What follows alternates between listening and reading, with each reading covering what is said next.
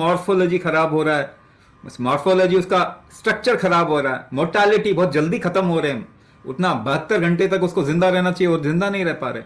ये क्यों हो रहा है?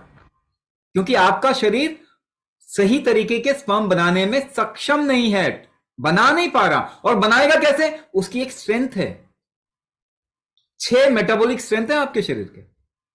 इसे कहते हैं देह बल, दोष बल, धातु बल, अग्नि बल, मनोबल, ओजस बल।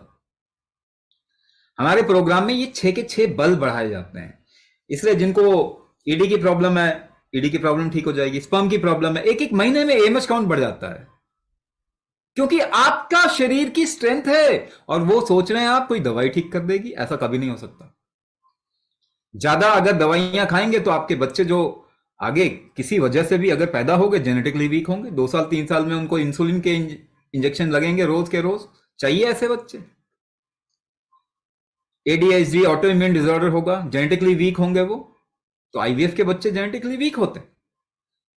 आप जितना दवाई के साथ में ट्रीटमेंट करते हैं, उसके बाद में जो आपके बच्चे होंगे उनके लिए जीना भी मुश्किल है। इसका उपाय क्या है? आप अपने शरीर का जेनेटिक्स इंप्रूव करो। कैसे करोगे? कुंभक आपके जेनेटिक को ठीक करेगा। और ये तो 100% गारंटी है कि आपके जेनेटिक जो वीकनेस है वो आपके बच्चों में ट्रांसफर नहीं होने देगा। तो इसकी वजह से जो आइटिस भी है, इसी आइटिस को लेके, इन्फ्लेमेशन को लेके 2 पार्ट में बताया मैंने।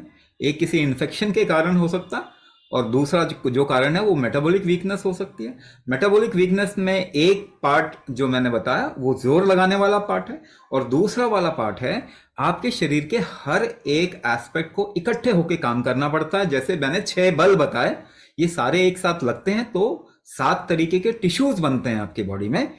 रस, रक्त, मांस, मेद, अस्थि, मज्जा, शुक्र। सबसे ज्यादा एनर्जी खर्च क्या होता है? स्पर्म और ओवम बनाने में। हमारे देश में है ना, स्पर्म वेस्ट ना करें ना करें, ऐसा बोला जाता है कल्चरली, क्योंकि सबसे ज्यादा एनर्जी खर्च होती है। अब एनर्जी ही वीक हो गई तो किसी एक एस्पेक्ट से ये स्पर्म पैदा नहीं होता। आपके ये 6 के 6 बल बढ़ाने पड़ेंगे, तब जाके स्पर्म की क्वालिटी अच्छी होगी। जो कि हमारे यहाँ पे रिपोर्ट्स में आप देख सकते हैं, एक एक महीने में एमएच काउंट बढ़ गया, स्पर्म काउंट बढ़ गया, स्पर्म की क्वालिटी अच्छी हो गई, एक की क्वालिटी अच्छी हो जाती है।